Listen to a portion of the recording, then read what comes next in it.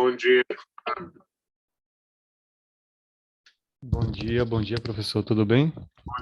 tudo bem? Como é que está você? Bom Tudo dia, professor. ótimo. Estamos começando essa nova jornada, né? Exatamente. Uma alegria imensa estar participando. Eu que sou de arquivologia, né? Estou tendo essa oportunidade. Ah, que bom, né? Tá certo. Nós temos na faculdade um memorial bem interessante, né? Que nós criamos essa. Aham, entendi. Tem a doutora Solenar, que é a nossa arquivóloga, que Ah, coordena o projeto memorial, né? Que nós criamos, e ela tem uns trabalhos muito bons.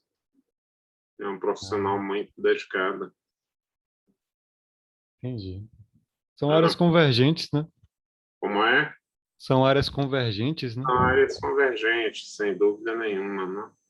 E hoje o conhecimento é multidisciplinar, não é nem trans, ele não há mais uma coisa que seja só aquilo, né? Tudo, na verdade, você precisa ter uma base mais geral, né?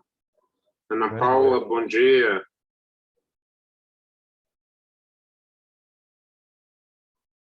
Acho que a Ana Paula ainda não entrou. A Liana.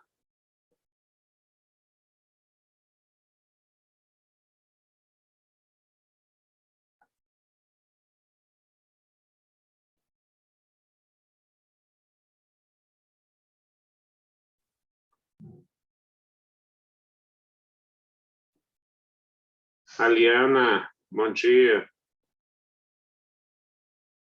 Ludmila, Bom dia, professor. tudo bem?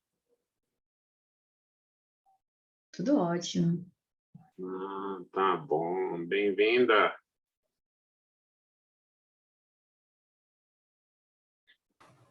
Felipe, Lucas, tudo bem?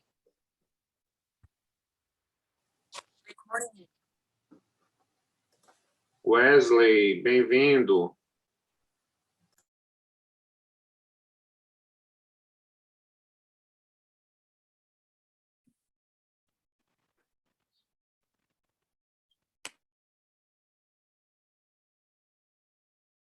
Amanda, tudo bem, Amanda? Bom dia, professor, tudo bom? Como é que vai você? Vou bem. Bem-vinda a essa nova jornada. Obrigada, professor.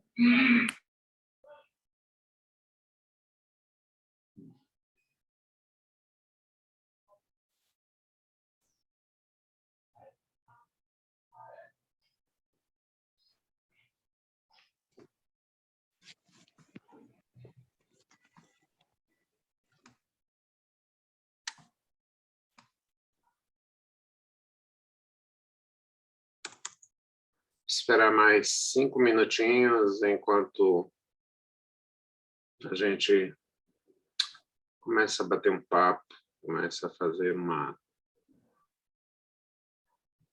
introdução ao que a gente pretende discutir nesse curso, né? Eu sou um pouquinho iconoclasta, ou seja, às vezes não aceito muitos tabus, as coisas que me ensinaram durante muito tempo. Eu sou muito questionador, né? Eu sou meio eu gosto mais da reflexão do que da memorização, né? Uma das coisas que eu acho, por exemplo, uma perda de tempo é você saber artigos de leis decorados. Para isso, os computadores nos resolvem rapidinho, né? Então, nós temos que ter reflexão jurídica, nós temos que ser pensadores do direito, né? E essa é uma questão que eu gostaria de começar com vocês, mas estou aguardando que a nossa galerinha, já temos um bocado de gente aqui, mas é possível.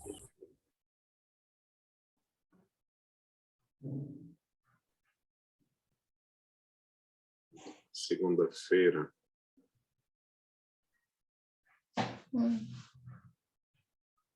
Ana Lu está entrando. Raul Silvio já está aqui, não é, Raul? Bom dia, professor. Ei, Raul.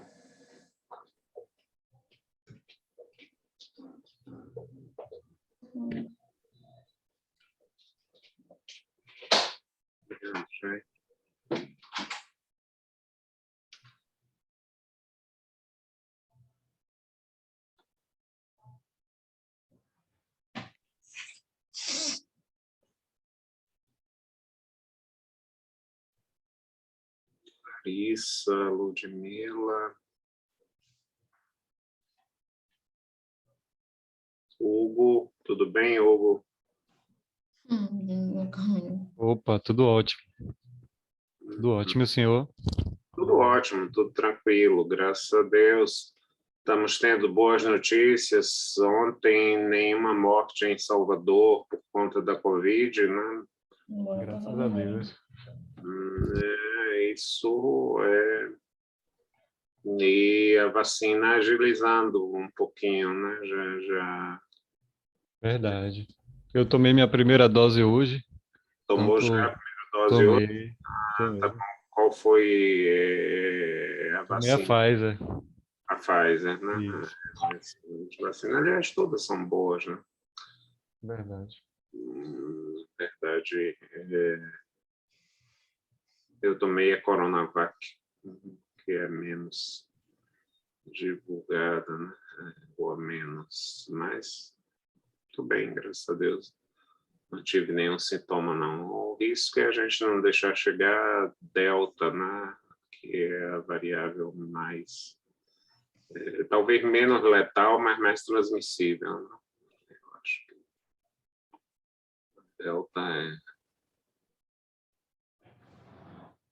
Mas a maioria aí vai estar bem pertinho já, estão na faixa aí já dos 26, 27 anos, então em pouquinho tempo a grande maioria vai estar vacinada aqui, né? E se Deus quiser, semestre que vem já podemos ter aulas presenciais mesmo, né?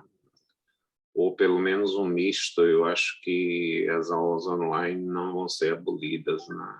Eu acho que vamos ter pelo menos uma mesclagem delas, né? Elas têm uma vantagem.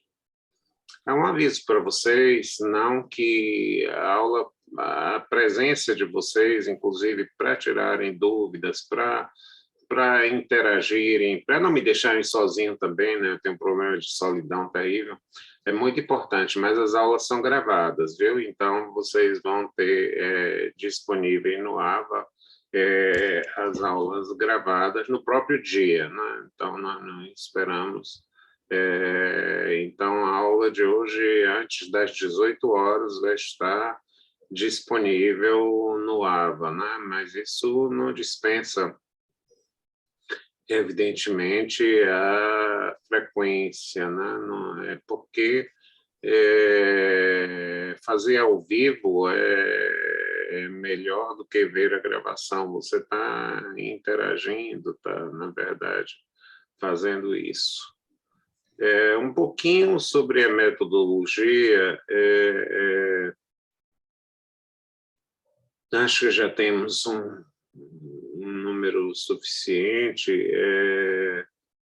e nós fazemos apenas 2 verificações de aprendizagem, e que normalmente corresponderão a textos e a leituras. Eu não sou muito adepto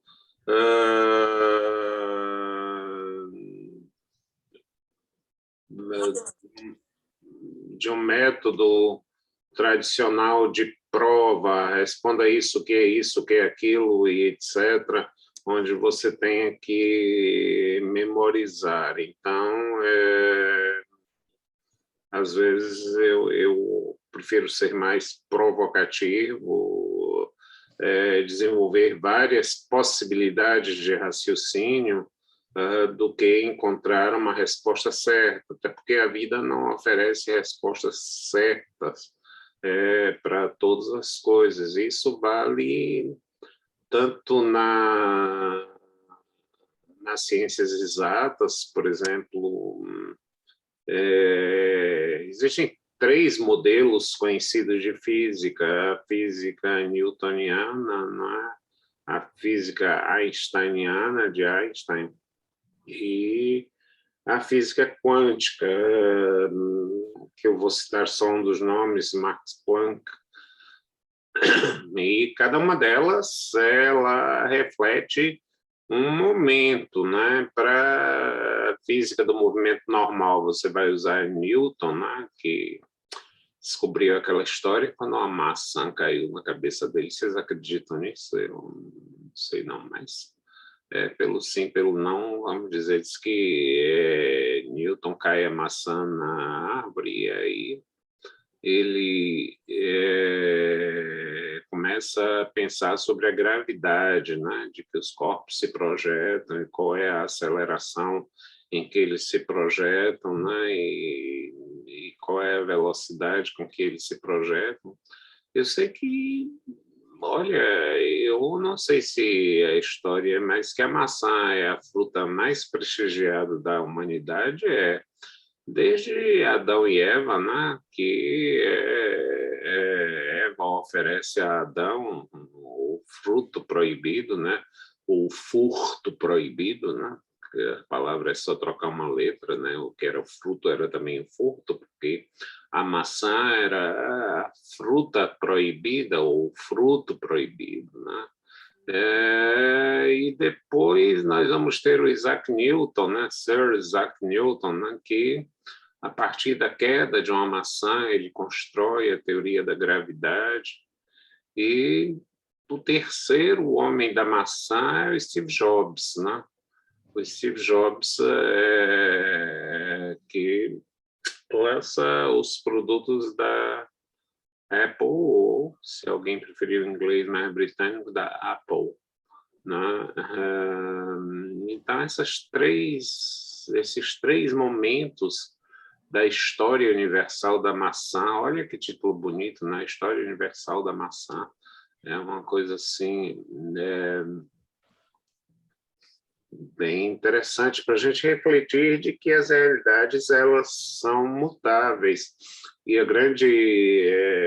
eu gosto muito da física quântica, quando ela demonstra que o observador altera o elemento observado. Isso a gente pensava sempre na ciência da cultura. Quando é que o observador altera o elemento observado nas ciências da cultura?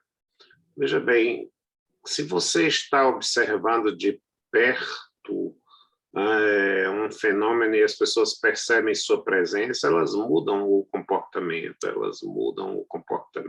né? E todos nós temos um comportamento segundo o grau de observação, né? Segundo estejamos observados ou não. Isso culturalmente nós já percebemos, né? Quer dizer, então, o comportamento que alguém tem numa praia é diferente do que alguém tem numa academia, né? O comportamento que alguém tem num grupo de amigos, a linguagem, é normalmente diferente da linguagem mais própria da vida forense, dos bancos acadêmicos. Em suma, o observador interfere no elemento observado, né? Quer dizer, uma tribo indígena visitada por um branco não se comportará segundo os costumes tribais, né? Ela não se comportará. Então, esse fenômeno que nós chamamos de compreensão, para diferenciar de explicação, notem a diferença, ex, alguma coisa de fora, né?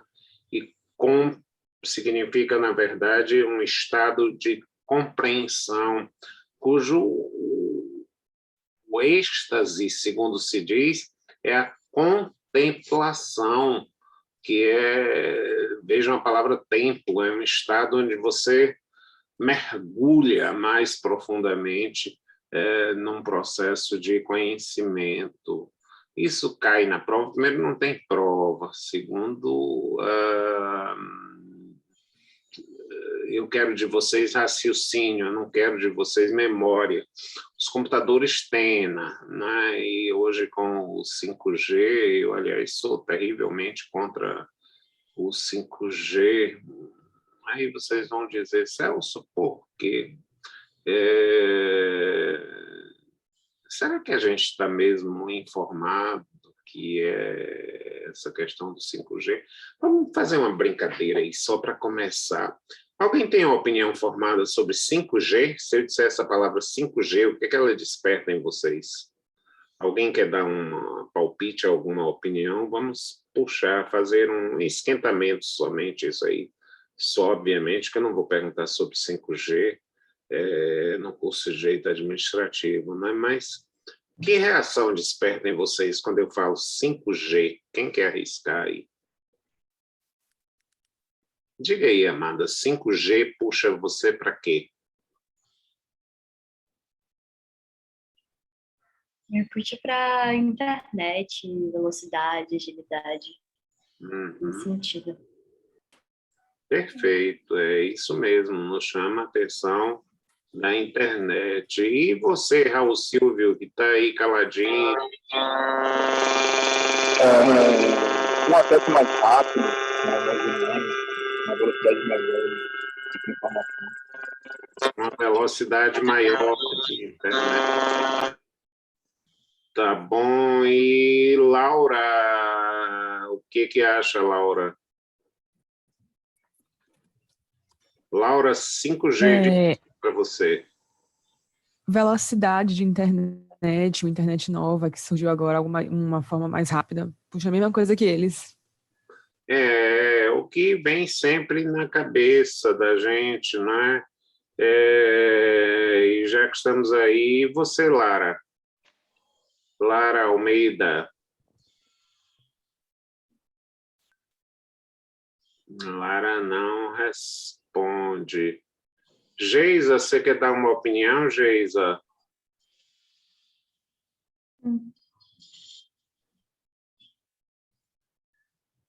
Geisa. Eu só ouvi falar do 5G uma vez, eu nem tinha ideia de que já estava funcionando. Eu também tenho poucas ideias. O pessoal está dizendo, meu microfone está ligando, ok. Eu vou fazer, por exemplo, para vocês uma formulação da seguinte ordem. O 5G muda o perfil que nós temos na internet. Uma grande empresa que já quase não foi conhecida de vocês, mas tinha um prédio bonito que eu olhava ali no Canela, chamava-se IBM, não sei se vocês ouviram falar da IBM. Ainda existe, sim, né? Então, a IBM, ela usava megacomputadores. Naquela época, era a fase dos megacomputadores. Então, os computadores usavam um prédio inteiro ali, né? Eles usavam, assim, um prédio inteiro, eram megacomputadores. E eles usavam uma expressão assim, os outros não tinham memória nenhuma, eram chamados assim mesmo, que eles chamavam de computadores burros, porque eram terminais que simplesmente estavam conectados a uma grande central de computação e, na verdade, eles não precisavam ter memória. A memória deles estava, como hoje nós vamos pensar, como se fosse na nuvem, né? Em alguma coisa desse tipo.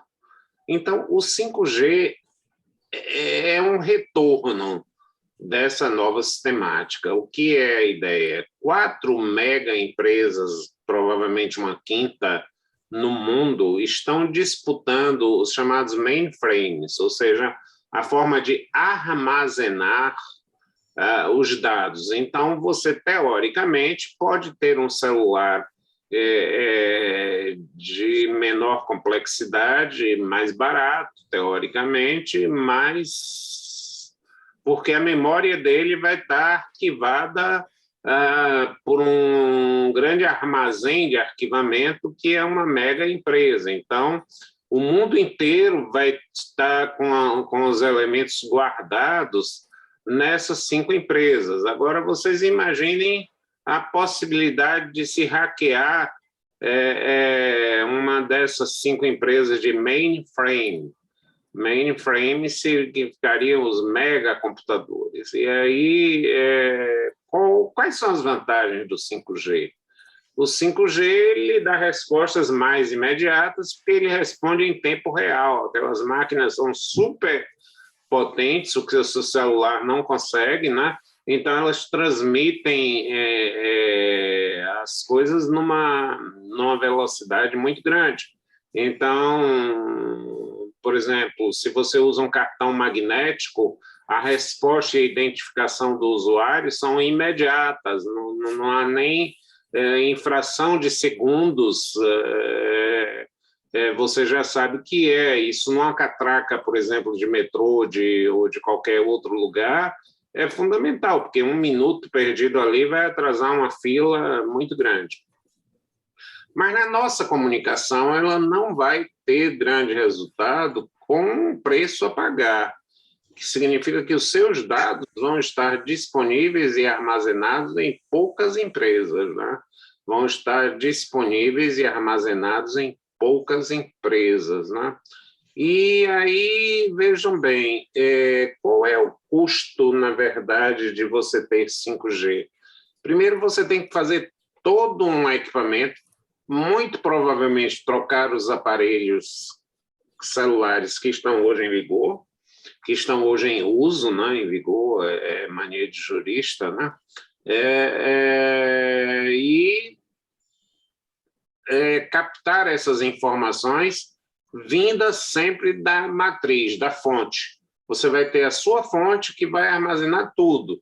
Então, das suas fotografias, da sua vida, de tudo, você passa a estar armazenado no 5G, no sistema 5G, né? Então, ele é muito estratégico, por quê? Porque você vai permitir que uma empresa controle, se for uma divisão equânime, 25% dos dados do mundo inteiro. Isso vale para empresas ou pessoas físicas, né? Então, você vai estar nas mãos de uma mega empresa. Então, você já não tem segurança de que um vazamento não vai ocorrer, né? Então, eu me pergunto, será que realmente... E quais são os investimentos que tem? As torres de transmissão do 5G, enquanto uma torre de transmissão para um 4G seria em 500 metros, uma torre para 5G seria a cada 80 metros, então você tem que ampliar consideravelmente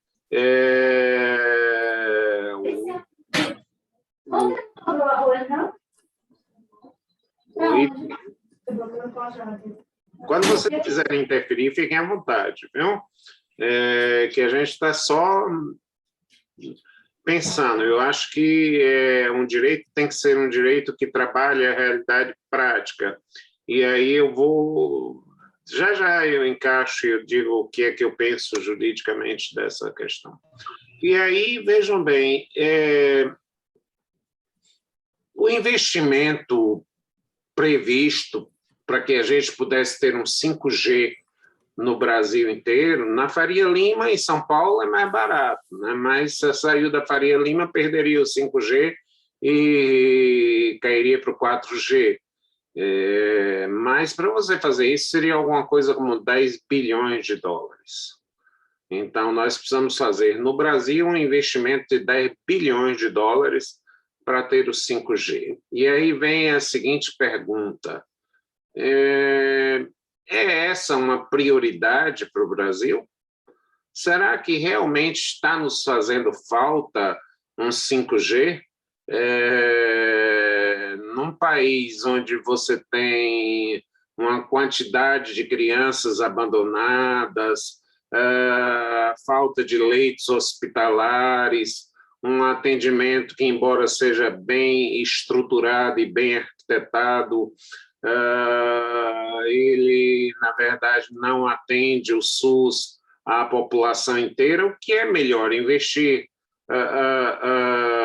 alguns bilhões de dólares em 5G ou investir em melhoria da qualidade do ensino, em questão da saúde, em questão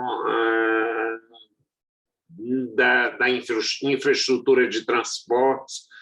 Qual é a grande causa provável da alta transmissibilidade da Covid no Brasil? O transporte urbano, porque as pessoas vivem apinhadas no transporte urbano, né? Eles ficam quase ovalados de tanta gente se empurrando, né?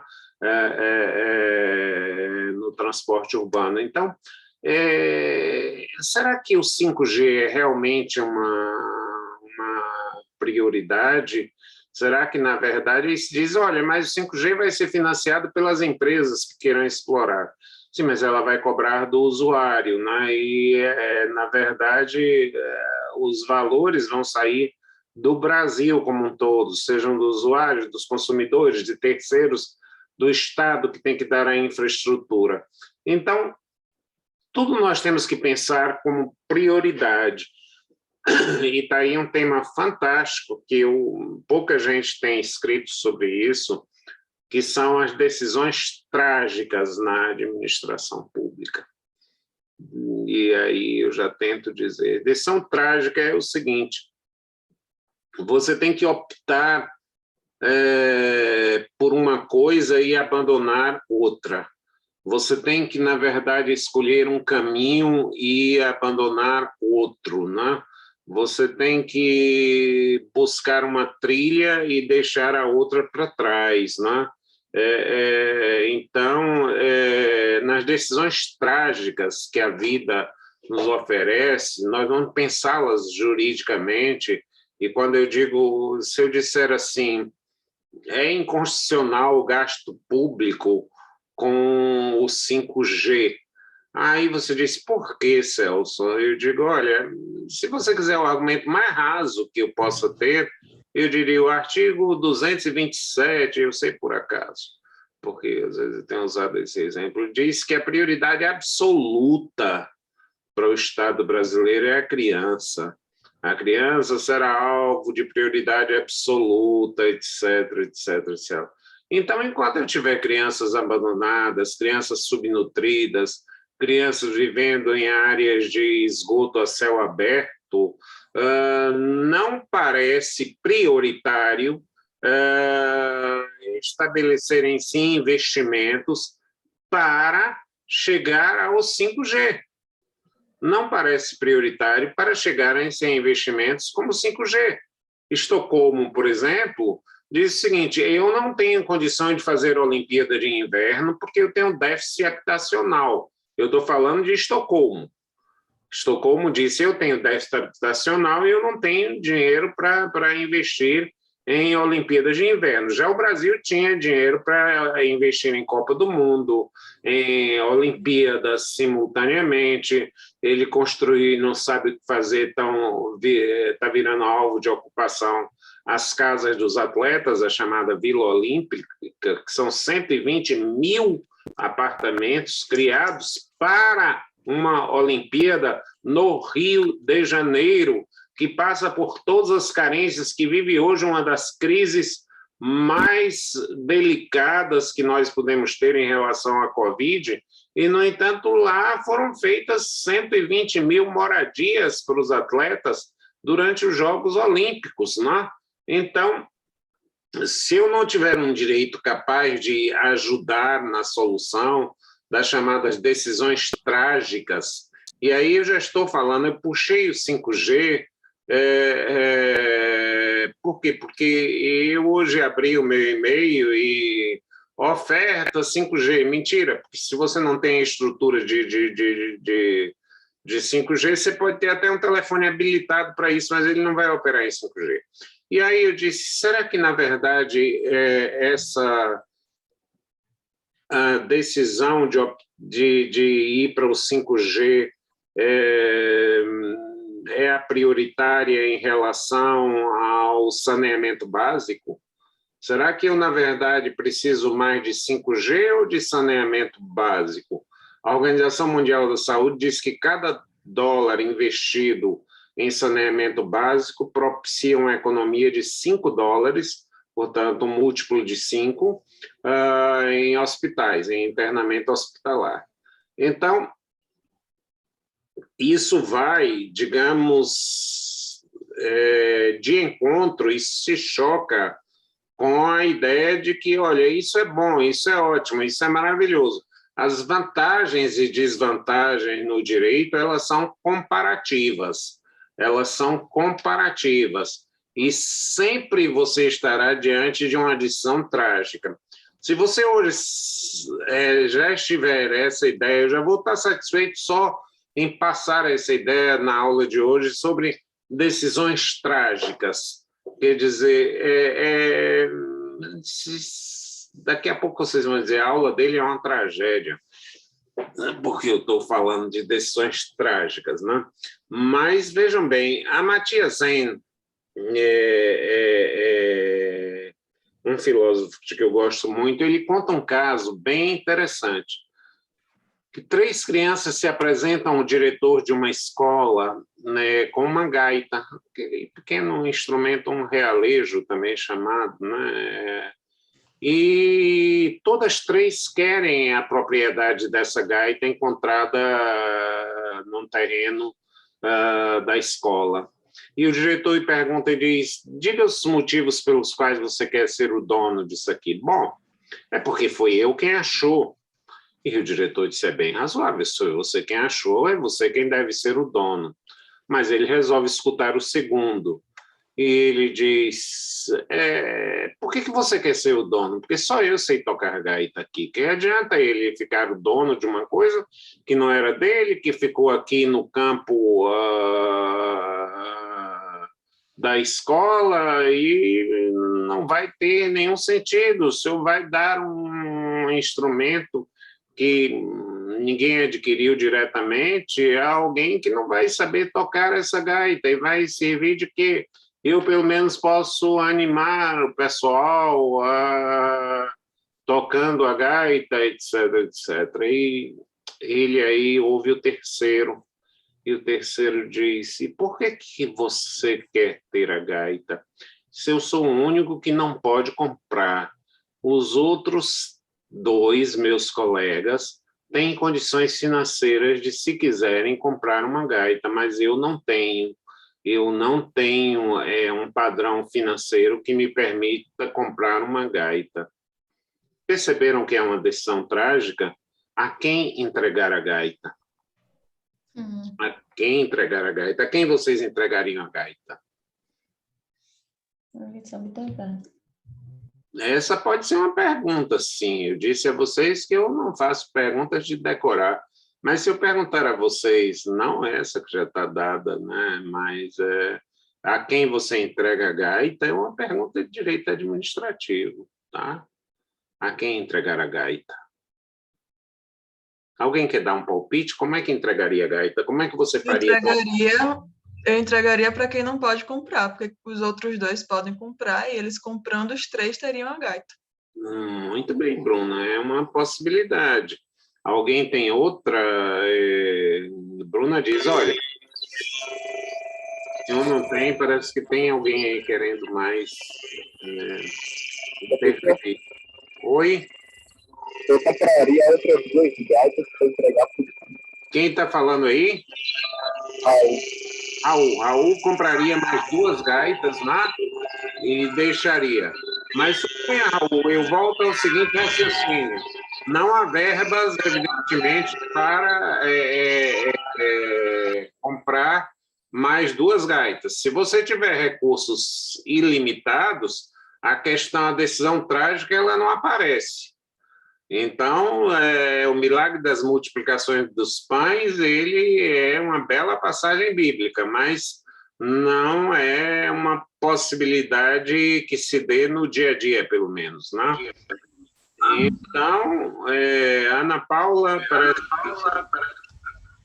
Sim, professor. Eu entregaria para quem sabe tocar. Porque o que adianta entregar para o primeiro, porque disse que achou, ou para o terceiro que disse que não tem dinheiro, mas o segundo ele identificou que sabe tocar. Então teria uma serventia essa gaita. Mas Então, a pessoa pode aprender a tocar. Ninguém vai nascer sabendo nada. Então você pode. O único que não faz sentido na minha cabeça de entregar é o outro que só porque achou. Só porque achou, acho que não é um motivo Eu acho que suficiente. depende de, tipo assim, se só tem uma gaita. Se só tem uma gaita, você entrega para a única pessoa que sabe tocar, porque é por questão de bem maior. Agora, se tem a oportunidade de você arranjar outras, aí de fato seria para a pessoa que não tem dinheiro para comprar uma. São variáveis que estão. As posições de Bruna e de Ana Paula são duas posições muito boas. Também a posição de Raul, trabalhada essa variável. Veja que nós estamos trabalhando com outra variável. Não existe uma outra opção, não existe uma outra saída. Isso tudo entra no estudo das decisões trágicas. Existe uma opção menos traumática do que essa, do que é, na verdade, fazer. Existe uma saída terceira que não seja, olha, eu não vou dizer quem tem razão, vou sortear a gaita. Oi, quem fala? Diga o nome, porque aí fica mais fácil para mim. Felipe. Oi, Felipe, eu sou Celso. Oi, tudo bem? Tudo. Professor, a minha ideia, na verdade, é... Bom, uma gaita não é um bem que a pessoa precisa para sobreviver. Sim. Então, eu não vejo por que você dá para a pessoa só porque ela não tem dinheiro. E para mim, a escolha mais lógica seria a primeira pessoa, porque, querendo ou não, foi ela quem achou a gaita. Agora, também uma outra saída poderia os três utilizarem do mesmo bem. Uma coisa não impede. Criar um condomínio da gaita, ou seja, na verdade, foi Felipe, né? Isso. Então, vejam que nós temos aqui posições diferentes, mas todas elas sustentáveis, né? Todas elas sustentáveis.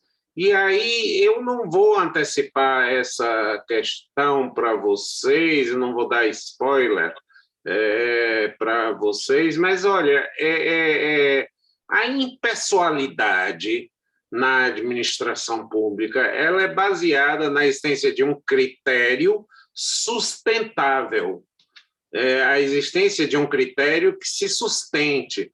Todos os critérios que vocês colocaram aqui são sustentáveis, não é? São critérios, na verdade, sustentáveis, e isso garante um tratamento impessoal. Vejam como é fácil entender impessoalidade. A impessoalidade aflora quando eu tenho um critério, e mais do que um critério sustentável. Mas, Celso, existem critérios que são insustentáveis? Existem critérios que são insustentáveis. Uma vez eu tive um aluno que saiu da aula e disse: Celso, você tem 5 minutinhos para me ouvir? Obviamente que eu tinha, né? E ele disse assim: se eu tenho uma sobrinha que está frustrada, coitada, porque ela é bailarina desde os 6 anos de idade, e ela tem agora 14 anos, e apareceu uma seleção para integrar o corpo de balé do Teatro Castro Alves, mas exigem 18 anos. E 18 anos para uma bailarina pode não parecer, mas já é uma idade mais avançada, né? 18 anos para uma bailarina é uma idade. Eu disse, eu vou estudar esse assunto, né? Para ver se a exigência do critério de 18 anos, por exemplo, para dirigir um carro, me parece lógico, porque pede uma maturidade emocional, mas para ser bailarina pode não ser um critério sustentável.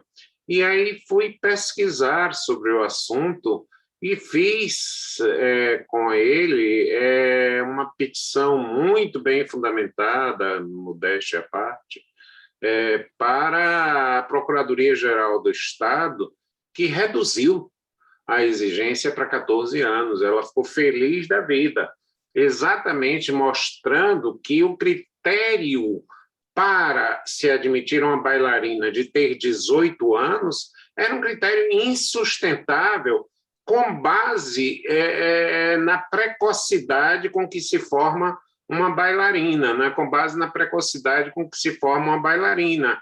Por exemplo, uma pessoa aos 30 anos ainda é jovem, mas numa Olimpíada já não tanto, né? Já nem tanto. Né? Então, se diz, olha, uma jogadora de vôlei no Brasil tem 40 anos, mas na equipe em que ela estava, havia jogadoras de 18, de 17 e alguma coisa assim. Então, a sustentabilidade do critério é o que vai nortear as decisões nas escolhas trágicas, né? Nas escolhas trágicas, né? Quando você tem uma possibilidade de fazer uma escolha que vai sacrificar alguma coisa para trás, que vai sacrificar seguramente alguma coisa para trás. E aí, gente, eu queria dizer a vocês que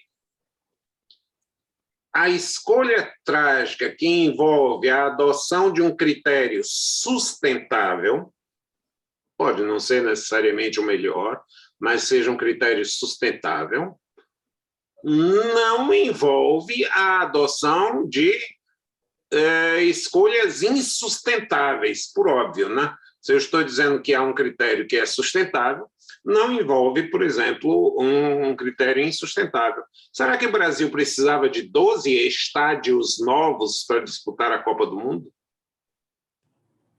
Será que o Brasil precisava de 12 estádios? Um estádio, por exemplo, da Fonte Nova, aqui, custou 1 bilhão e 200 milhões de reais.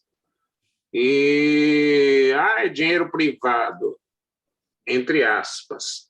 É dinheiro obtido no BNDES, que é um banco público, emprestado a juros subsidiados, né? E agora, como ela não tem renda que foi garantida para se manter, o Estado está aportando alguma coisa como 10 milhões de reais todo mês para manter um estádio. Será que isso é uma escolha sustentável ou é, na verdade, uma preferência futebolística de um determinado dirigente, né? Olha, o caso é concreto, eu sou corintiano, eu vou dar um estádio ao Corinthians. E isso aconteceu. Realmente, foi dado um estádio ao Corinthians que não pagou até hoje nada da Caixa Econômica Federal, ou substancialmente nada. Né? Então, a escolha ela tem que ser uma escolha sustentável. E eu trouxe exatamente possibilidades que permitiram a vocês irem para um lado ou para o outro, trazendo argumentos sustentáveis. Olha, alguém pode adquirir a gaita, então esse deve estar fora. Alguém sabe tocar, esse deve estar dentro. Alguém achou a gaita, é um critério, como ela não é um bem essencial, vamos privilegiar. Vejam que há argumentos na decisão, que há o que nós chamamos de ponderação, gente minha. Ponderação. O que é a ponderação? É medir os prós e os contras. Sabe o que vai acontecer no curso de Direito Administrativo? Eu vou ensinar para vocês, torcendo o nariz, sim, mas motivação. O ato administrativo tem que ser motivado. Mas, gente, eu fico com a vontade de dizer a vocês que isso está superado, mas a OAB insiste, então eu vou dizer que o ato administrativo tem que ser motivado. Qual é a distinção entre motivação e ponderação? Qual é a diferença entre motivação e ponderação? Vejam bem, Se eu resolver fazer um hospital... Oi, alguém quer? Felipe?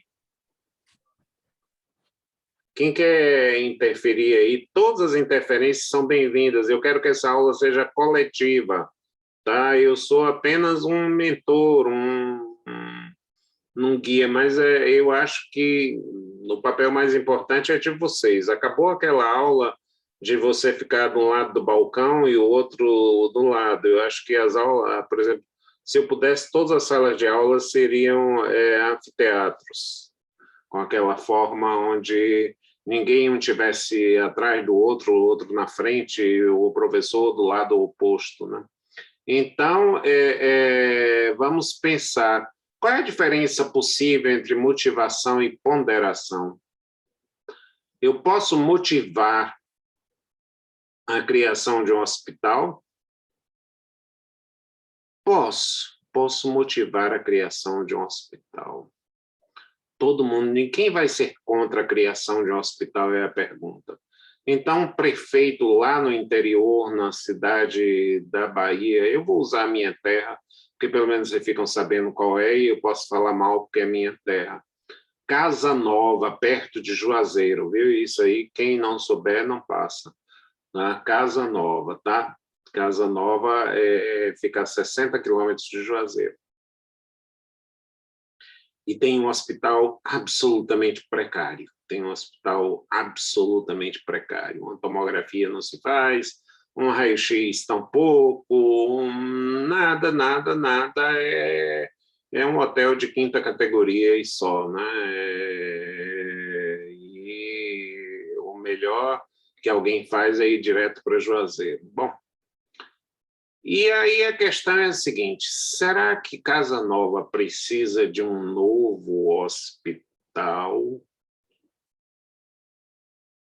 Para a gente fazer um juízo de ponderação, a gente tem que ter elementos. Veja, a ponderação não é um palpite.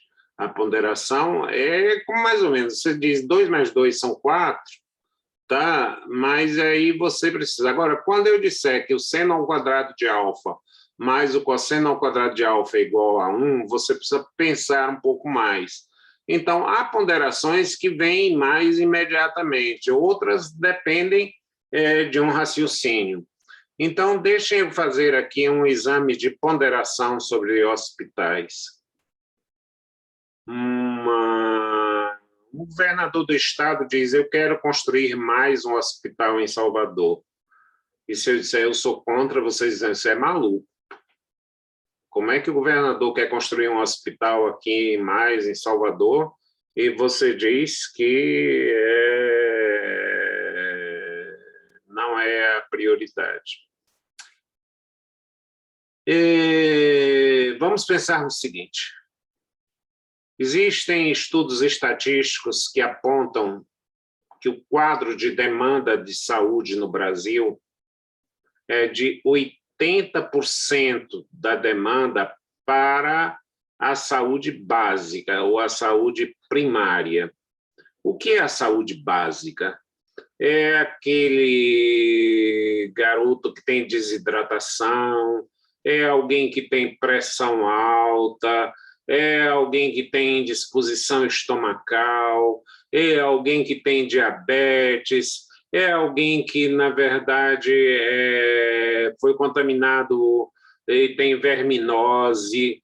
Em suma, são situações que podem ser resolvidas nos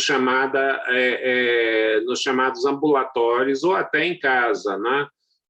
A questão da falta de higiene, são os problemas e as doenças trazidas pelo esgoto a céu aberto, são os problemas de subnutrição mesmo, né, que podem ser resolvidos em casa.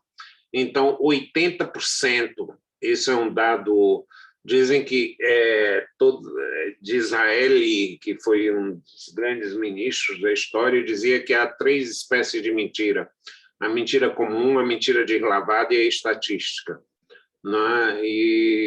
Mas nós temos que usar a estatística com algum grau de reserva, mas Claro que quando eu digo 80, podem ser 78, 75, 85, está dentro de uma faixa.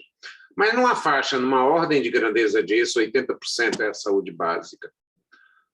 15% da demanda é a saúde de média complexidade. É quem? É o dermatologista, é o oftalmologista,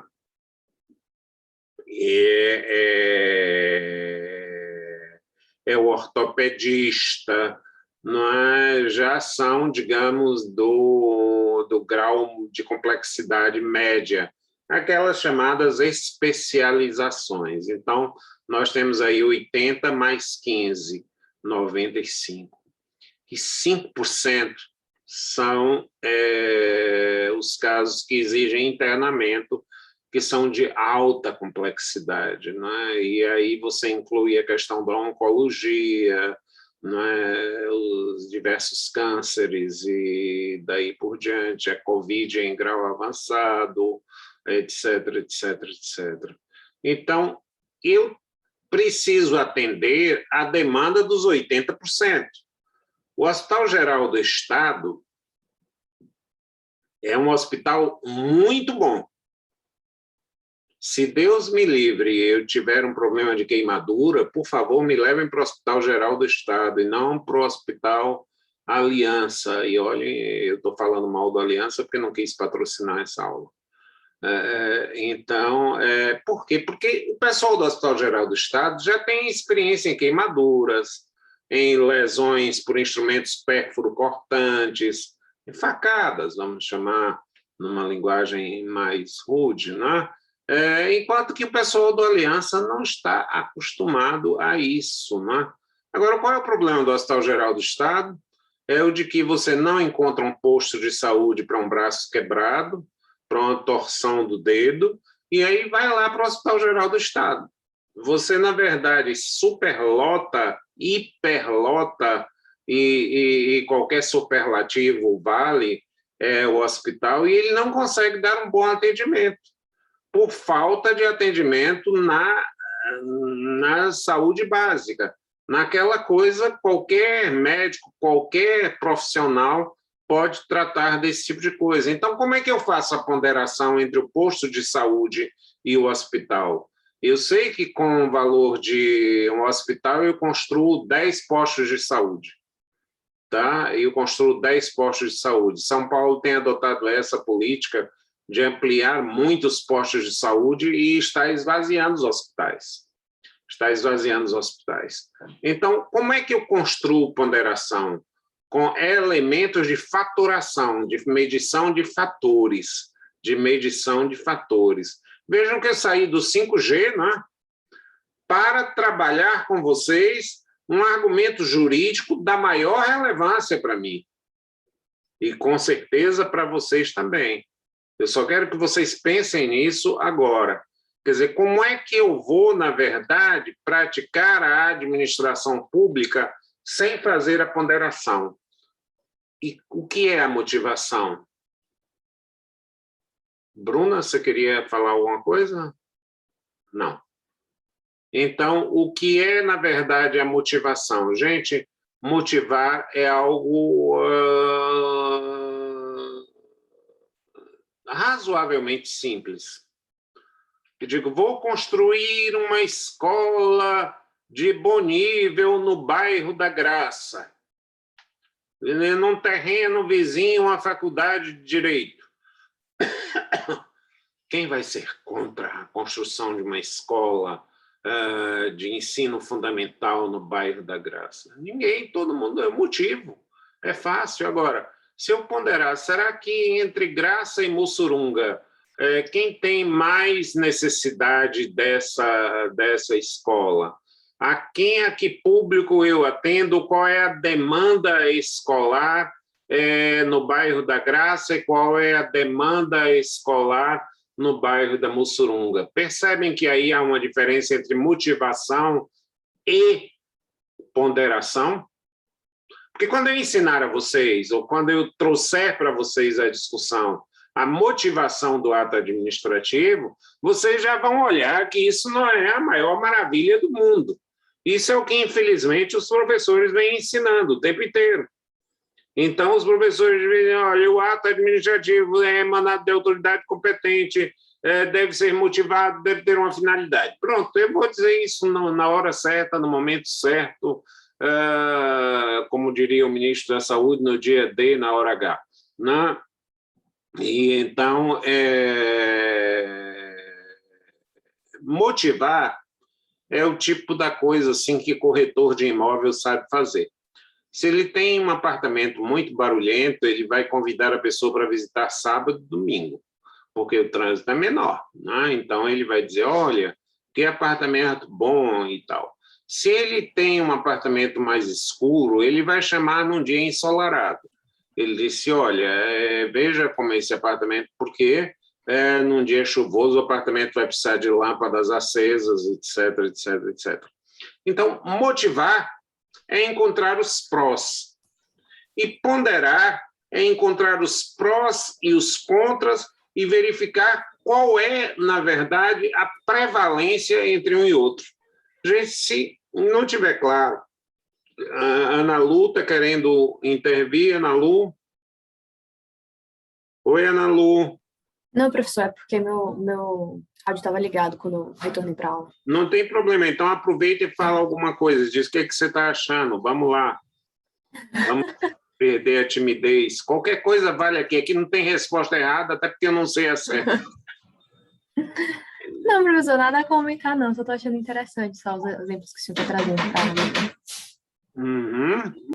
E aí, alguém está... Eu admito que vocês discordem livremente, gente. Eu não tenho a resposta certa, porque, graças a Deus, por isso eu tenho vontade sempre de pesquisar e descobrir cada vez mais as coisas. Por exemplo, eu estou lendo um livro fantástico, que é esse daqui, não dá para ver aqui, The Cost of Rights, né? O custo dos direitos, né? Às vezes a gente pensa que liberdade, etc. e tal, não tem custo, né? Então, por exemplo, na Suprema Corte esse debate foi levado quando o juiz da Suprema Corte disse, vamos liberar o aborto das mulheres e tal. Ele disse, bom, eu estou entendendo então que o Estado vai pagar o aborto nos hospitais públicos, vamos criar um fundo para pagar o aborto, já que a medicina ela é toda privada. E aí o juiz disse, não, o senhor não está entendendo nada, eu apenas estou dizendo que a mulher é livre para fazer o aborto, mas eu não estou dizendo que o Estado é obrigado a fazer o aborto. Ele disse, então vamos escrever a decisão assim, as mulheres ricas podem fazer o aborto, e as pobres não, porque já que o Estado não propicia, somente as ricas vão fazer o aborto. Vejam, isso é um pouquinho da essência dessa discussão, o custo dos direitos, né? Então, como é que uma pessoa que, na verdade, está na faixa de pobreza ou abaixo da linha de pobreza nos Estados Unidos vai poder praticar o aborto e a outra vai poder praticar? Então, há ou não há um custo de um direito? Eu estou trazendo de um fenômeno que você poderia dizer, liberar ou não liberar o aborto não envolve custos, mas a questão é saber se você vai liberar para quem e a quem você vai manter interdito ou proibido o estado de aborto, né? Então, fiquem tranquilos que eu não sei a resposta de tudo, graças a Deus, eu desconfio, aliás, de quem sabe tudo, porque é mais ou menos o seguinte, vamos ser um pouco realistas, vamos dizer que o meu conhecimento, pelo tempo, pela longa estrada rodada, seja o equivalente a 2 gotas de uma água de um oceano, e o de vocês seja, por enquanto, 1 gota. Que diferença isso faz no oceano inteiro? Nada. Ninguém vai notar absolutamente nada se eu colocar 1 gota ou 2 gotas. Então, dentro de uma relatividade grande, nós estamos muito próximos, percebem? Quer dizer, dentro de uma relatividade grande, nós estamos muito próximos. 1 gota, 2 gotas, 3 gotas diante de um oceano são praticamente a mesma coisa, né? São praticamente a mesma coisa. O que eu sei sobre galáxias? Não sei nada, não sei absolutamente nada, né? Por que na Austrália se descobriram peixes com dentes humanos? E eu lá sei sobre isso, mal sei que descobriram, se é que descobriram, né? Motivação, gente, é algo que brota do subjetivo. Eu posso estar motivado, por exemplo, eu considero improbidade administrativa um gestor que diz assim: eu não posso deixar de fazer um hospital na minha terra, na cidade em que eu nasci. Espera aí, meu amigo. E você quer saber se sua terra precisa mesmo de um hospital? Ou se ela é vizinha, por exemplo, se você já tem um hospital em Salvador, por que um em Lauro de Freitas? Ah, porque é distante. Tá bom, vale. Mas se você tem um em Ilhéus, não pode servir para Itabuna ou vice-versa. Quer dizer, é preciso ter esse tipo de disputa, ou Juazeiro, Petrolina, que estão separados por uma ponte de 900 metros, né? A motivação é bem mais simples, ela é menos exigente do que a ponderação. Vocês vão aprender o que é motivação, sim, mas é fundamental que vocês percebam o que é ponderação. E agora, dá para olhar o 5G sob uma outra ótica? Dá para perceber o 5G sob uma outra ótica? Será que, na verdade, vale a pena investir agora num 5G? E eu ainda teria uma solução diplomática. Enquanto os Estados Unidos e a China brigam pela preferência do Brasil em relação ao 5G, porque é uma fonte de controle de informação muito importante, nós poderíamos dizer: olha, infelizmente nós não temos dinheiro para 5G, não vamos ficar nem com os Estados Unidos nem com a China. E pronto, estava resolvido o problema. Estava resolvido o problema. Eu prefiro ainda ter uma quantidade de esgotos a céu aberto, ainda tem um déficit habitacional tão grande, ainda tenho pessoas em estado de miserabilidade, ainda tenho que bancar com Bolsa Família milhares e milhares de famílias. Então, eu ainda não estou no nível 5G é para vocês. Não é uma coisa que esteja ao meu alcance, simples assim. Não precisa ter mania de grandeza. Escolher entre Estados Unidos e China, para mim, é um critério insustentável, porque dentro desse juízo prévio de ponderação, eu entendo que há prioridades em relação ao 5G que precisam ser atendidas. E aí vocês perguntam: e onde está isso do ponto de vista jurídico? Na questão da proporcionalidade. Na questão da proporcionalidade. O Estado de Direito é o Estado proporcionalizador. Eu vou pedir agora toda a atenção de vocês, porque se não entenderem de primeira, revejam essa aula, pelo menos nesse tópico. Quem não queira ver toda, veja nesse momento. Por que ponderação tem a ver juridicamente, ou é alguma coisa relevante, ou para mim é o grande termômetro da administração pública? Porque a ponderação é o grande termômetro da administração pública, pelo chamado postulado da proporcionalidade. E alguém vai dizer: mas onde é que está esse senhor? Eu nunca fui apresentado a essa senhora proporcionalidade, né? Todo mundo ouve falar, mas não tem uma linha na Constituição que diz que a proporcionalidade existe. E aí, o que eu vou dizer agora a vocês? A Constituição diz que a República Federativa do Brasil é um Estado democrático e de direito. Se eu presumo que, na verdade, não há expressões inúteis, democrático é uma coisa, de direito é outra.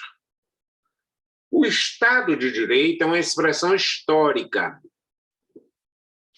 criada na Revolução Francesa para combater o absolutismo. Quem sucede ao Estado absoluto é o Estado de Direito, o Estado liberal, que é o Estado de Direito. Quem combate o absoluto é o relativo. O oposto de absolutismo é relativismo. Então, o Estado de Direito é o Estado relativizador. Relativizar é proporcionalizar. Toda vez que eu relativizo, eu estou proporcionalizando. Eu estou dizendo, desde que, contanto que, na medida que, fulano, vamos ao cinema, fulana, vamos ao cinema. Sim, qual é o filme? Se o filme for bom, se me interessar, eu vou. É muito demorado? Não, nessa pandemia eu não vou. O que eu estou fazendo? Proporcionalidade. Eu vou desde que. Vamos fazer o curso de Direito, e aí? O que eu ganho com o curso de Direito? Então, eu estou dizendo se, desde quando, na medida em que, portanto que, eu estou usando partículas relativizadoras, que também são chamadas partículas proporcionalizadoras, que também são chamadas átomos do Estado de Direito. Então, ninguém faz um Estado de Direito sem proporcionalidade, e não se alcança a proporcionalidade sem ponderação. Vejam que raciocínio. É uma coisa bastante simples, como são Marcos, Vinícius, se você não queria falar, agora é tarde, porque amarelou aqui, então você vai ter que falar alguma coisa. Diga aí, Marcos. Marcos Vinícius está em silêncio, mexeu aqui, me deu a esperança de que ia falar alguma coisa.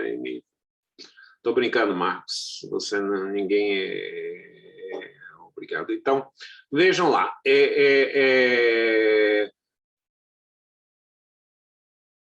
Amanda, Bruna, que estão aqui visíveis.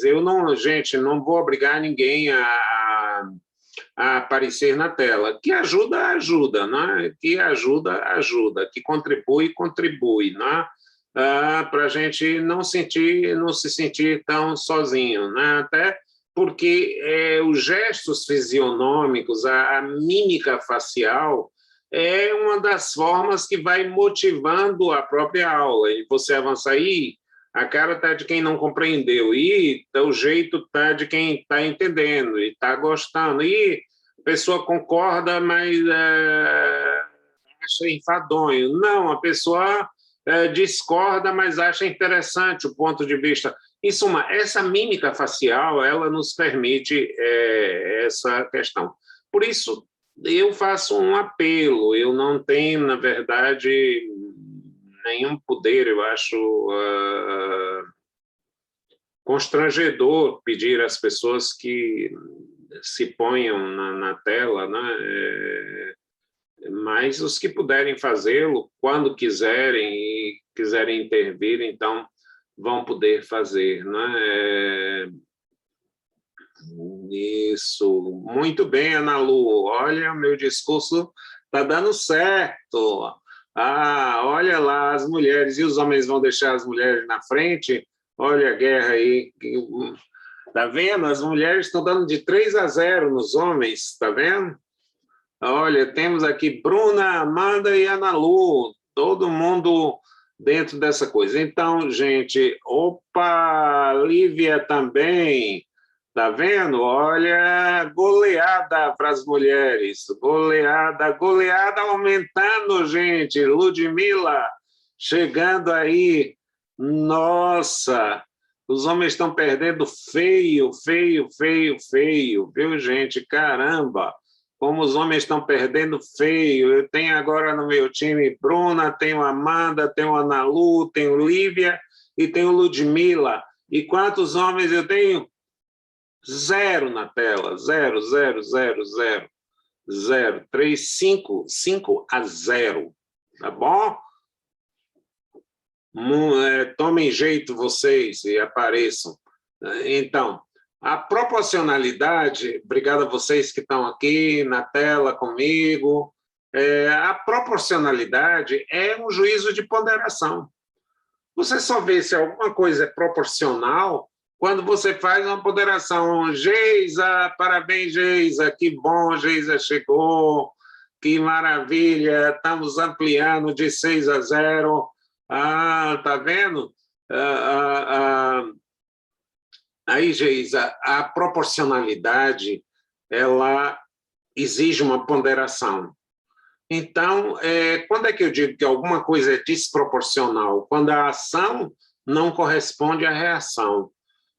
Fulano de tal está preso porque levou um sabonete do supermercado. Aí você diz, puxa vida, mas não é demais, não, só por um sabonete, quem sabe o que dá uma multa, ou dá um conselho, ou faz uma recomendação, ou alguma coisa, você diz, isso é desproporcional, isso é desproporcional. Na pandemia se diz, é proporcional exigir-se isso, ou exigir-se, por exemplo, que você não circule nas ruas à noite, mesmo isoladamente, é proporcional ou é desproporcional? Nós estamos falando de Estado de Direito, nós estamos ponderando as relações custo-benefício.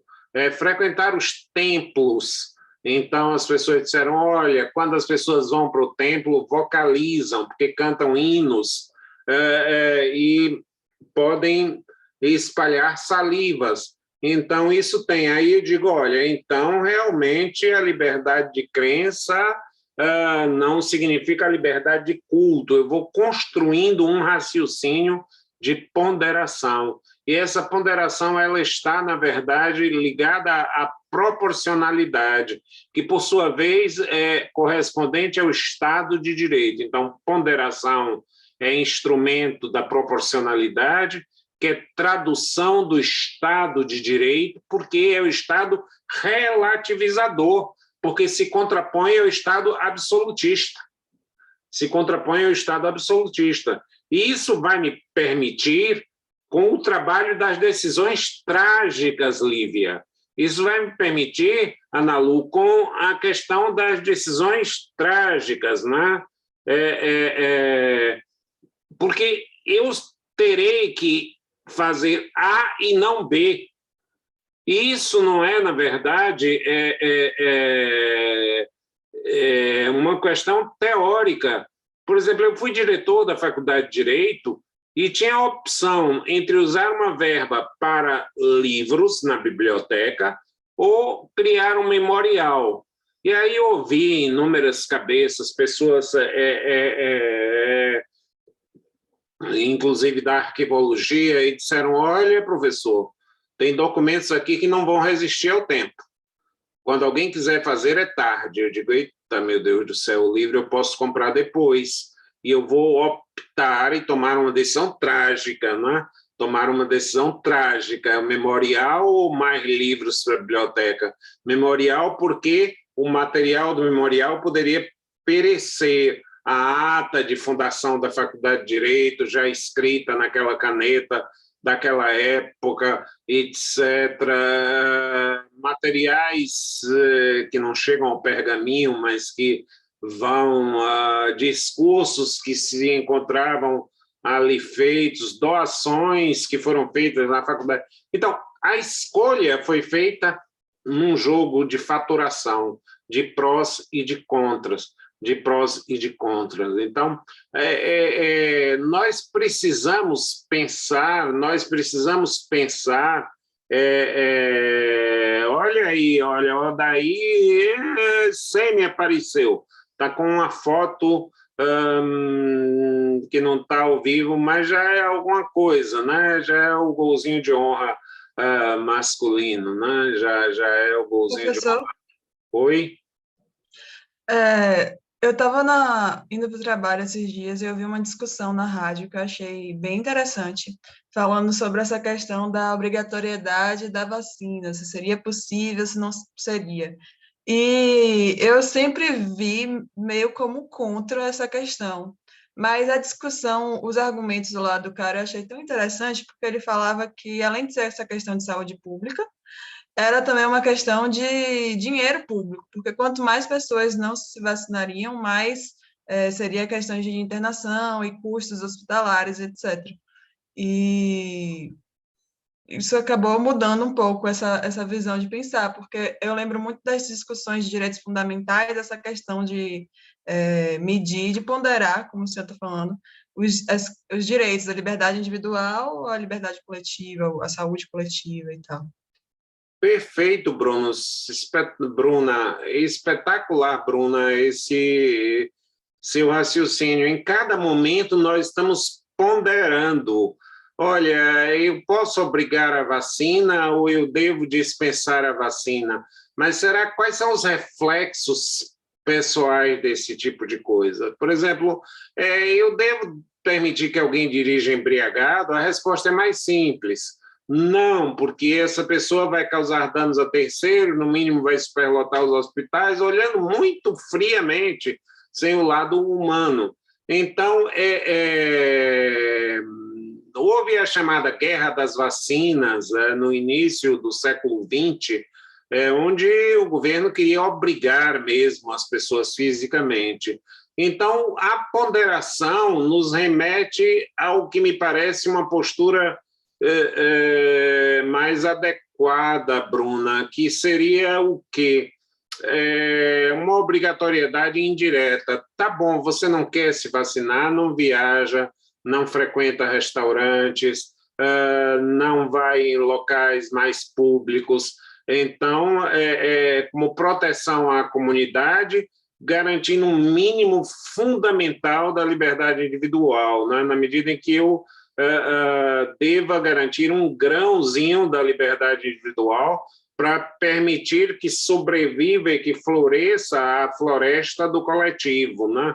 Quer dizer, essa é, digamos, o embate que é a essência do direito. Se eu perguntar a vocês qual é a essência do direito, podem dizer a ponderação, porque direito e economia não comportam ambos. Vejam, quando você toma uma medida econômica, ela traz efeitos positivos e traz efeitos negativos. Arrecadar impostos é bom, mas não ao ponto de confiscar propriedades e bens, né? Então, vejam que esse assunto que Bruna traz para mim é muito importante, porque mostra que o que nós estamos falando, como se dizia no meu tempo, está passando na rádio. Quer dizer, como diria Gilberto Gil, essa é para cantar no rádio. Então, é um assunto do dia a dia, que nós estamos aqui explorando com fatores de peso. E olha o que a ponderação vai nos dar. Olha o que a ponderação vai nos dar. Se nós perguntarmos no Brasil que só trabalha com motivação, se nós perguntarmos no Brasil que só trabalha com motivação, Lívia, Ludmila, Geisa, Bruna, Amanda, nós vamos achar extremamente impróprio, extravagante, que um juiz, por exemplo, diga que uma estrada deve passar entre o ponto A e B e não entre o ponto A e C. Mas esse é um caso real.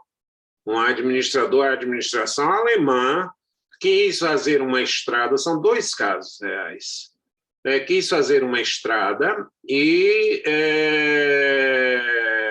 o juiz disse, opa, você pode fazer e deve fazer a estrada, mas a estrada deve variar. Mas, espera aí, e a diferença entre poderes?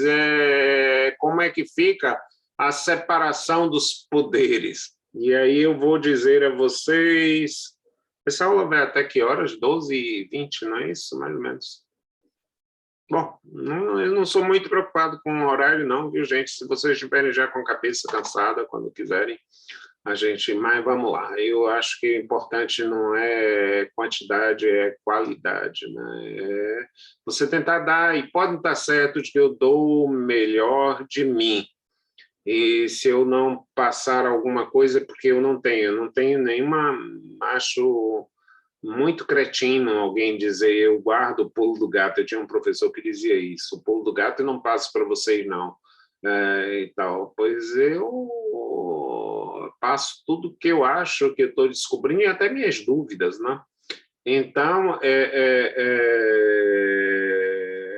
a ponderação ela vai me dar um divisor onde ela vai me aconselhar a tomar uma medida e outra. Então, ela está no dia a dia da vida prática, né? Ela está, na verdade, no dia a dia da vida prática. Por quê? Porque ela está repousada na proporcionalidade. Então, vejam bem, como é que o caso da estrada de que eu estava falando? Por que um juiz pode alterar o rumo de uma estrada? Não parece extravagante? Se eu disser isso, parece bastante extravagante, assim, né? Puxa vida, então lá não tem separação entre poderes? Quer dizer, não é da conta do orçamento, o Bolsonaro diz, do orçamento cuido eu. Não se meta, Luiz Barroso. Não se meta em coisa que do orçamento cuido eu. Bom, o que aconteceu, gente? Ludmila, o que houve foi o seguinte, Geisa. Uma entidade resolveu mostrar que aquela estrada, se ela alterasse o percurso, ela, primeiro, sairia mais barata. Segundo, ela ficaria mais segura. Ela sairia mais barata porque o material era mais consistente, não precisava um reforço tal. Terceiro, ela abrangeria maior número de pessoas.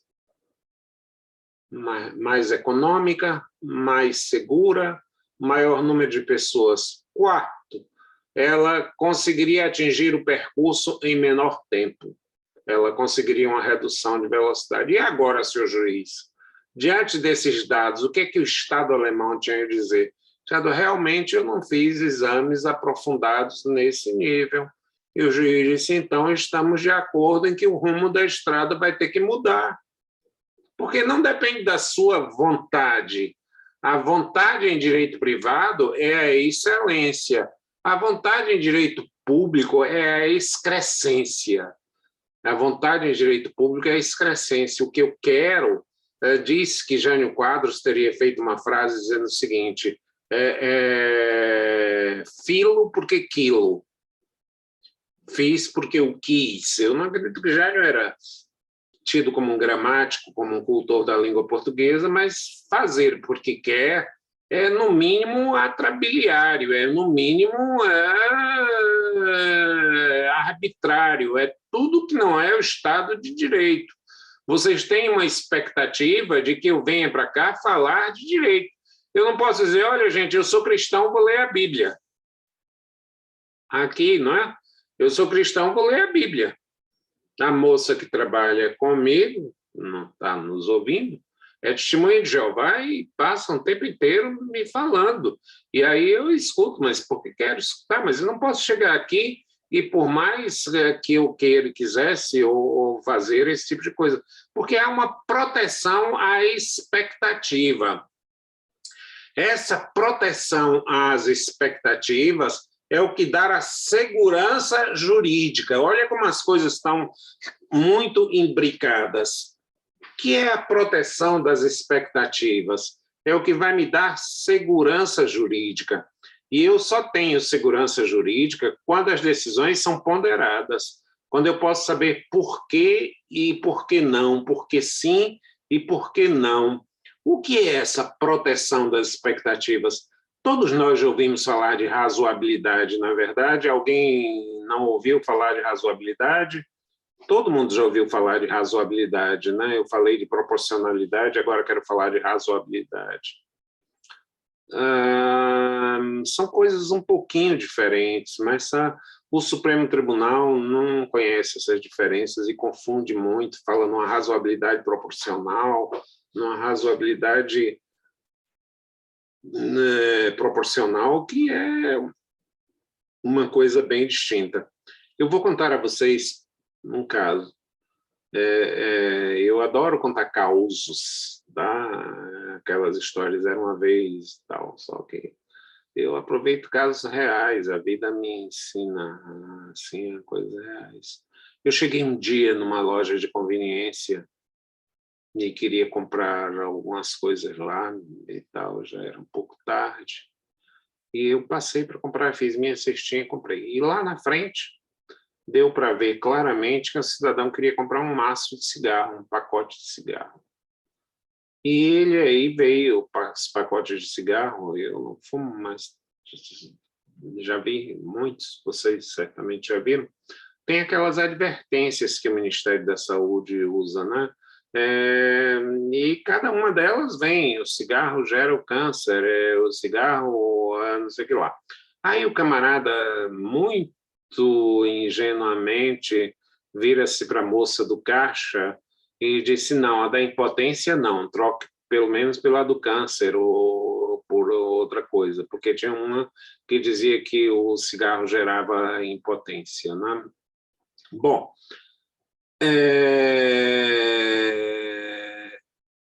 a decisão de colocar esses rótulos é proporcional, porque se mostra que há uma redução, tanto que há pessoas que já vendem capinhas para você não ver a advertência. Né? Já tem camelô vendendo capinha para você não ver. Então, isso é proporcional porque dá resultado.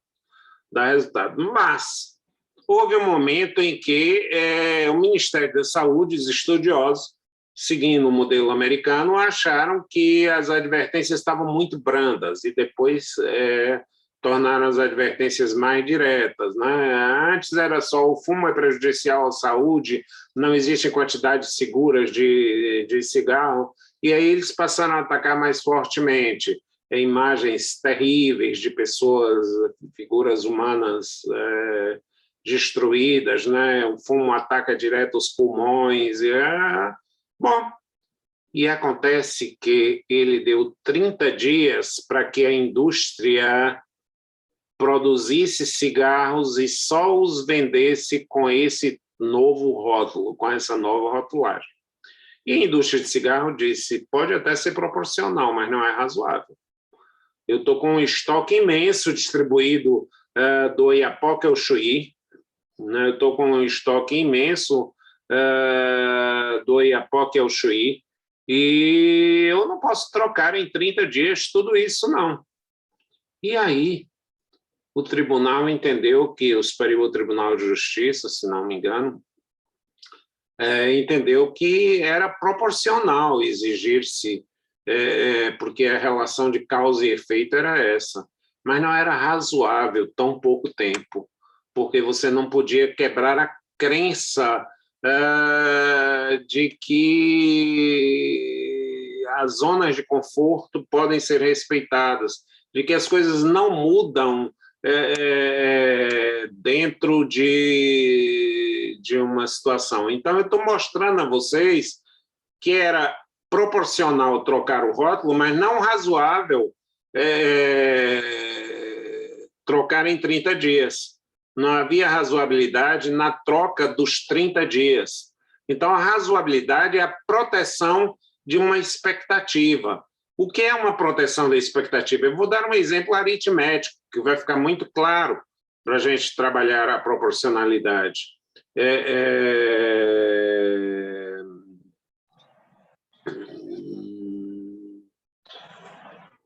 Olha aí, olha, estou aprendendo aqui que nunca é tarde para ser bailarina. Ah, sim, sem dúvida nenhuma. Eu já vi grandes mestras. Não, alguém colocou aqui, deixa eu ver. Vejo Ana Paula, diz que nunca é tarde para ser bailarina. Ah, pronto, quanto mais cedo, melhor, mas realmente nunca é tarde, né? As grandes mestras do balé, né? Existem até, eu já vi, com 60 anos, etc. ainda, mas é o comum, digamos assim, de que as pessoas comecem no balé mais cedo, né? E não se restringe à idade naquele caso, né? Mas eu voltava a dizer de que eu posso dar um exemplo de expectativa, de razoabilidade aritmético. Se eu disser 2, 4, 6, 8, 10, 12, 14, 16, vocês estão percebendo uma sequência, né? É razoável que vocês esperem que eu diga, eu já disse 16, 18, vocês vão esperar o quê agora? 20. E agora, 22. Vocês estão vendo que eu estou pulando de um em um. E depois 24. E depois 26. E depois 26, 28. Então, gente, isso é razoabilidade, porque é a proteção da minha expectativa. Quer dizer, na minha expectativa sequencial, se alguém colocar num teste isso, complete a sequência em mais 10 dígitos, você vai botar 28, 30, 32, 34, 36, etc, etc. Né? Claro que essa razoabilidade não tem nada a ver com o acerto da decisão. Razoável é o que se espera que aconteça. Quando um médico diz, olha, uma pessoa, esse é um caso concreto e graças a Deus sobreviveu. Eu conversei com o médico e disse, olha, ele já tem quase 90 anos. Vamos ser bem realistas, a chance dessa cirurgia de ele sair bem é de 1%. Bom, se ele morresse, eu não consideraria nada bom, mas consideraria razoável. Não feriria a razoabilidade, entendeu? Porque a expectativa já era aquela, não morreu, o 1% prevaleceu, né? Então, a razoabilidade é um conceito que eu diria quase estatístico. Quer dizer, na verdade, você saber como foi e como tende a ser, não é? Quer dizer, a razoabilidade é bem diferente da proporcionalidade. A proporcionalidade é um exame endógeno, de dentro, ou seja, é o valor intrínseco da norma. E a proporcionalidade é um valor intrínseco, e a razoabilidade é um valor extrínseco. É aquilo que eu espero. Não quer dizer que seja bom ou ruim. Gente, se a previsão do tempo diz que vai chover e se chove, isso é razoável. Eu poderia querer um dia de sol, mas se, na verdade, eu digo que vai chover, isso é bastante razoável, não é? Então, porque a meteorologia previu essa situação. Então, a razoabilidade diz respeito à nossa proteção da expectativa. A proporcionalidade, não. A proporcionalidade diz respeito a esse exame de ponderação que vai me permitir verificar qual é a solução otimizada dentro de uma situação onde, aparentemente, se instaura um conflito. Porque a vida é sempre esse conflito de normas, até porque a norma vem para limitar a minha liberdade, né? Toda norma jurídica tem efeitos colaterais. Vou tomar um pouquinho de água só, porque me deu inveja agora. Vou tomar uma aguinha gelada, espera. Essa é uma coisa que, infelizmente, a realidade virtual não permite eu dividir com vocês, né? Então, a razoabilidade e a proporcionalidade são, na verdade, postulados de aplicação do direito. Uma buscando a segurança, a razoabilidade, outra buscando a eficiência, a proporcionalidade. Então, a proporcionalidade está a serviço da eficiência e a razoabilidade está a serviço da segurança. Claro que a segurança é um valor primário. As sociedades mais evoluídas estão preocupadas com a proporcionalidade e com a eficiência, porque já alcançaram um patamar de segurança,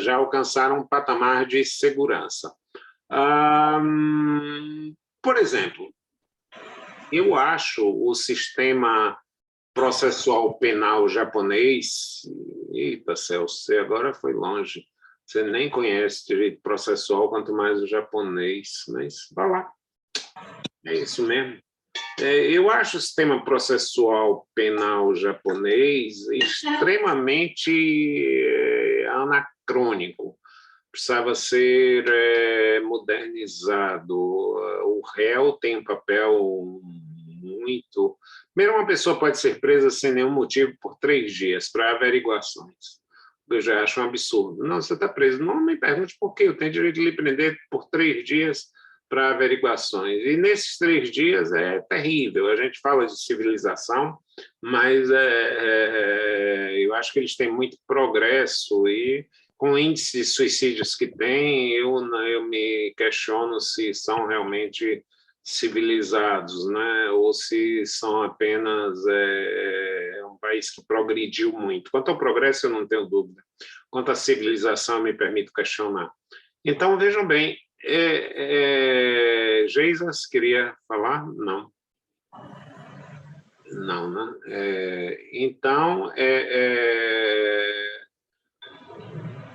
como eles podem obter confissões nesses 3 dias, sem a presença de advogados, sem nada, e como há uma tradição de honorabilidade em que você, na verdade, a confissão traz, como aqui na delação premiada, uma pena mais baixa, 95% das pessoas presas acabam condenadas.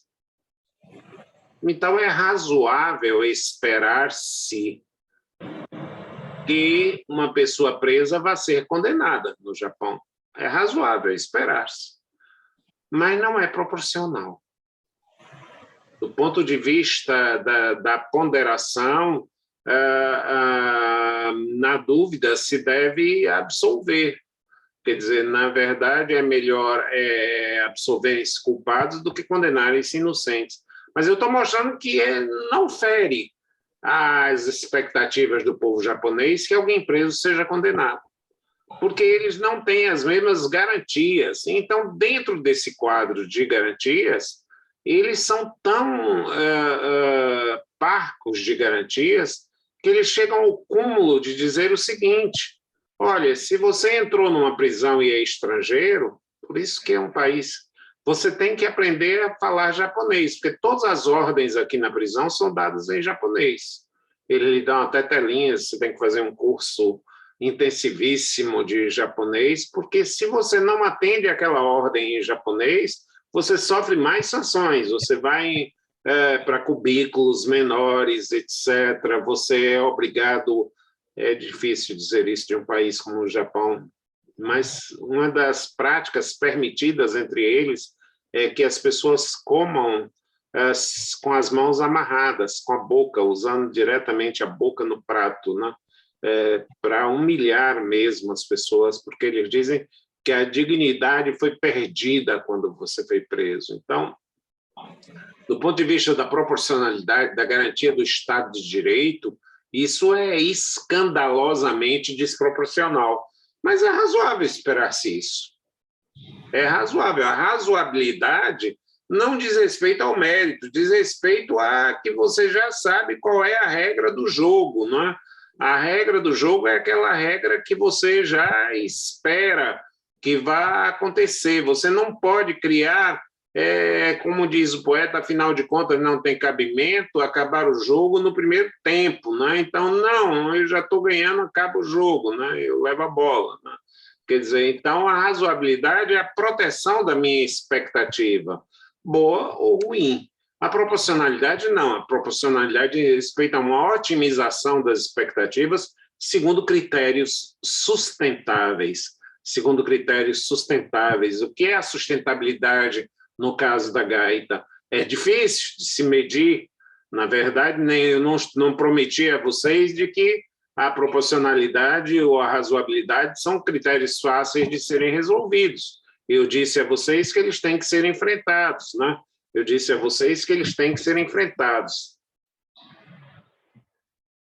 Uma coisa, eu acho que toda teoria nasce da prática e não o contrário. Se eu começar a passar teoria para vocês, sem trazê-las da prática, vai ser meio complexo você fazer uma elucubração que você, na verdade, não vai entender. Eu aprendi no meu curso de colégio, ainda sei até hoje, e brinco dizendo, olha, CNTP, condições normais de temperatura e pressão, né? Condições normais de temperatura e pressão, vocês sabem bem o que é isso, né? Eu estou vendo aí o jeito de Bruna falar, eu acho que Geisa também sabe, né? Em suma, condições normais de temperatura e pressão. Isso é um conceito que eu uso. Por exemplo, às vezes a administração está em estado de necessidade. E o estado de necessidade é que ela tem que fugir das regras que são feitas para a CNTP. Mas se você está fora da CNTP, você é proibido de dar contramão, mas a ambulância tem o dever de dar contramão para salvar o paciente. Né? Quando ela está fora da CNTP, ela, na verdade, pratica atos condizentes com aquele tipo de situação. Isso nós chamamos de estado de necessidade. Gente, eu espero, sinceramente, ter bagunçado a cabeça de vocês. Tudo que eu espero é ter criado uma brainstorm, ter criado uma tempestade cerebral, é ter criado, digamos, um despertar para um mundo bonito do direito, aquele que não exige decorar artigos de lei, que, na verdade, não é um direito brasileiro. Essa aula eu poderia dar aqui, como na Índia, como em qualquer outro lugar, porque são valores que são construídos a partir dessa situação. Eu já estou... O tempo conspira contra mim, diz que professor e camelô, quando começam a falar, são difíceis de se segurar, mas o que me cabe agora é agradecer realmente a vocês pela presença, pela paciência, um agradecimento especial aos que estiveram na tela comigo, motivando, os que fizeram. Eu reconheço que há timidez de um lado e de outro, há uma série de fatores, mas eu vou estimular a que a gente faça. Por exemplo, é diferente de eu tirar o meu rosto e começar a falar com vocês. Aqui vocês estão me vendo gesticulando, estão olhando as minhas expressões, estão sacando, aí eu começo a sacar quando vocês entendem e a perceber quando vocês não entendem, né? É uma coisa... E eu sou um apaixonado pelo direito, faria tudo outra vez, tá? Faria tudo outra vez, porque ele me ensinou a ser crítico, a ser crítico. E eu, nesse ponto, sou meio rebelde. Então, eu não aceito os velhos dogmas, eu não acho que eu tenho que ser pastor eclesial, com todo o respeito que a eles têm, porque aqui não são verdades de crença, são verdades de demonstração, né? Então, eu quero que vocês me acompanhem muito nessa jornada, eu ficarei muito contente com a intervenção de vocês, e eu manifesto o meu muito obrigado por todos os que estiveram aqui prestigiando e participando dessa aula. O Daí salvou a turma masculina, está presente aqui, olha, está vendo? Eu tinha que fazer o registro, viu? Bendito sois entre as mulheres, né? O único dos homens que mostrou a cara, né? Veio obrigado Daí, porque você esteve contribuindo para essa aula, a simples presença, mas eu sei que nas próximas o número vai crescer e as pessoas vão estar participando e vão estar fazendo esse tipo de coisa.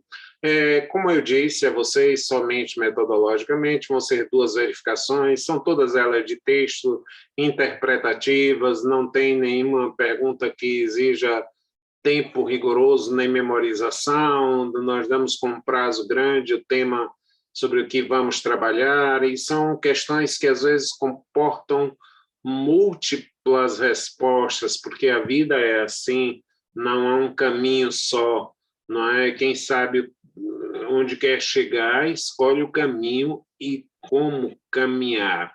A Faculdade de Direito, gente, não pode ser aquela faculdade de Chico Buarque de Holanda, quando ele disse: Carolina, eu bem que mostrei a ela que o tempo passou na janela e Carolina não viu.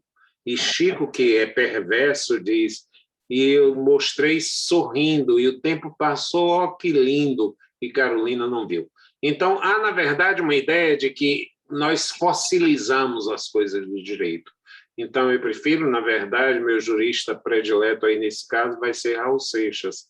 Eu prefiro ser essa metamorfose ambulante do que ter aquela velha opinião assim formada sobre tudo. Um beijo, um abraço para vocês e até a próxima. Tchau. Tchau, obrigada, professor. Tchau, obrigado a vocês. Até a próxima. Tchau, professor.